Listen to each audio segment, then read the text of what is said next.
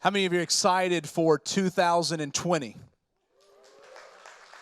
I mean, it's a new year, right? New opportunities. I'm excited for 2020 because we saw God show up in an incredible way in 2019. And here's the incredible thing about God. I was literally just reading this morning in Psalm 77. The psalmist is praying and he's in some sort of trouble. We don't know the context. We don't know what is necessarily going on, but he begins to ask questions of God. God, are you going to give up your graciousness to us? Are you going to forsake us? Are you going to leave us? And then after he asks those questions, he looks back on the faithfulness of God on the people of Israel and in his own life.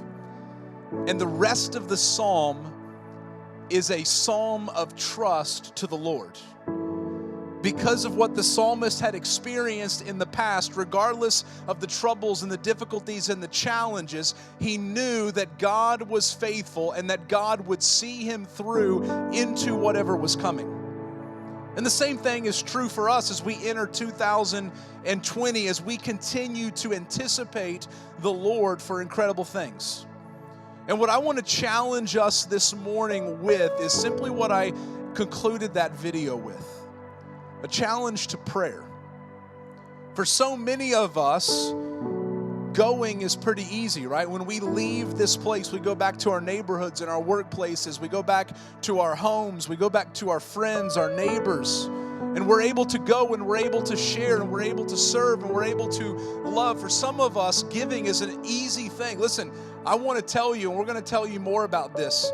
You guys were incredible in 2019. Your generosity got us above and beyond what we were intending to take in for 2019. Yeah, we can thank God for that. Because of your generosity, we're able to start 2020 strong. But here's what I want to challenge you with more than anything this year. I want you to pray. Because what God has called us to, we cannot accomplish in our own power. We can't save people. We can't change a city. Only God can do that. I can preach the best sermons I've ever preached, right? That's going to happen this year. We can have incredible music. Has this morning not been incredible? Yeah. We can have a great facility. We can have incredible dreams. But if God's not in them, nothing's going to happen. I want 2020 to be a year of prayer. And I'm not just telling you that saying, I hope Vintage Church prays. I need 2020 to be a year of prayer for Dustin Turner. And so over the next few weeks, that's what we're going to be doing together. I want to encourage you with a couple of resources. Number one, if you're new to Vintage and you just want to learn a little bit about the Anticipate vision that we've had for 2019 and 2020, we have two resources out in our lobby. One is this little booklet. This booklet will give you a snapshot of what our vision is for. And then also, I want to encourage you to take this journal. Both of these things are free.